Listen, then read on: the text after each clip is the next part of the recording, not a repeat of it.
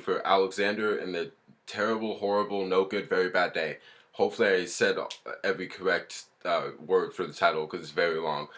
But this movie is a 2014 Disney studio film uh, based off the book that I haven't skimmed through since I was a little kid, based with the same name, and I think it was a series of books too, if I'm correct. But the books were always about this little kid. I think he was about 11 or 12, and it was just always centered on him and like a day or two, like of just uneventful things happening.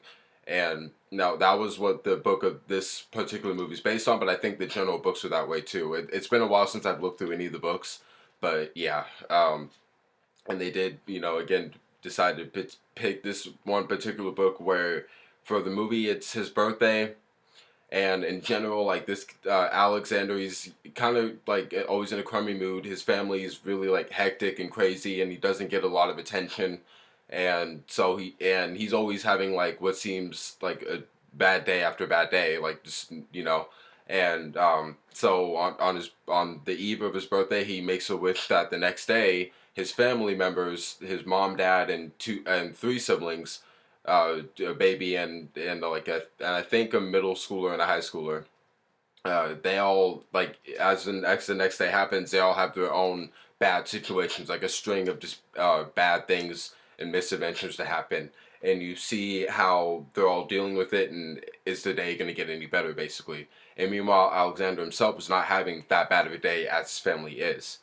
Um, but yeah, so this movie, I mean, it's not really targeted for me. It's more for like obviously kids and families, but yeah, I mean, it is Disney, and they usually can turn up some pretty good stuff. And it looked funny to me, and I really like Steve Carell. Like the cast in general, some of the members I knew, especially Steve Carell. He's one of my favorite comedy stars. Of course, you got Jennifer Garner in there as well as the mom.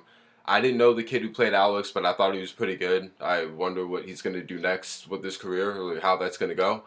But and I forget the name of the dude who played his brother, but I had seen him in Prisoners, and to me, it just looks a little like Logan Lerman. um, but Bella Thorne's in here too, and she plays the girlfriend to the older brother. And I don't know the name of the sister that's in the Peter Pan play, but she was decent.